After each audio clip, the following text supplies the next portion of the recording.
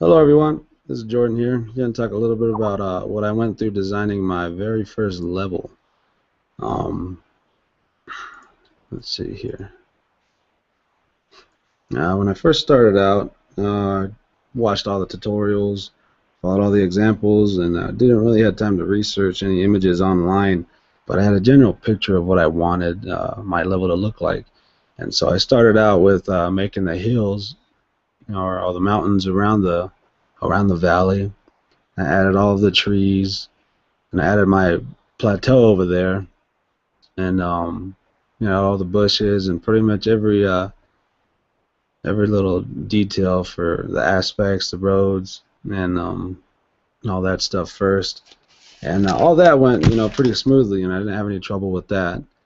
And then, did the town, but I didn't actually place the town in there, in the beginning. I just had all these trees, scattered all over the place. And then once I did that and I had placed my shanty town in there, I realized that it was actually really far away from the glider that the players are supposed to fix. So if I could go back, I'd go and make it a little closer, if I had a little bit more time. And then the one major problem that I had was animating the door correctly when the fifth item was collected. And my problem was I was trying to do the animation separate from the camera animation. So the camera animation was working fine once the fifth item was collected, but the door animation wasn't working because I was trying to do two separate things with two different scripts.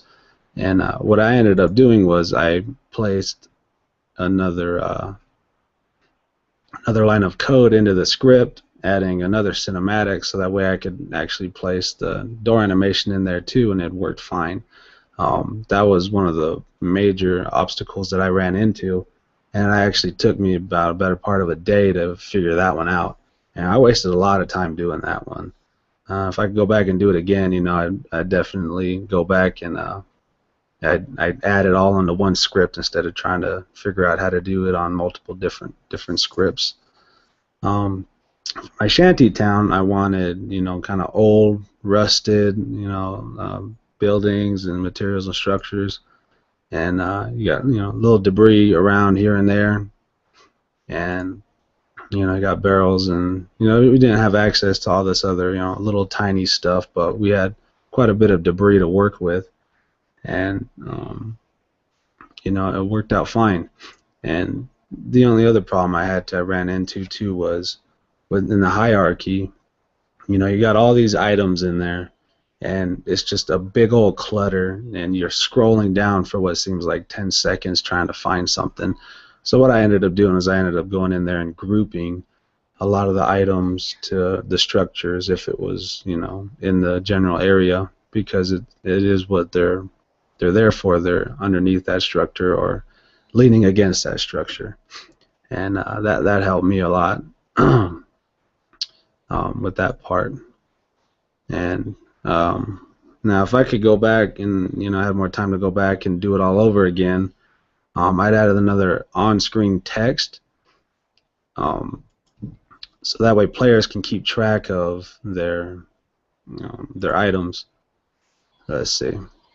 So you go up here close, and the item glows and everything, and you collect it, and it gives you a little text. You found one of 5 glider parts, and then it disappears. Now, let's say it takes the player a little while, and to find the next item, and he forgets how many he has, and he doesn't know, how many more he needs to look for, and another little on-screen text just to keep track of how many he has left would definitely help the player remember how much stuff he has left to collect.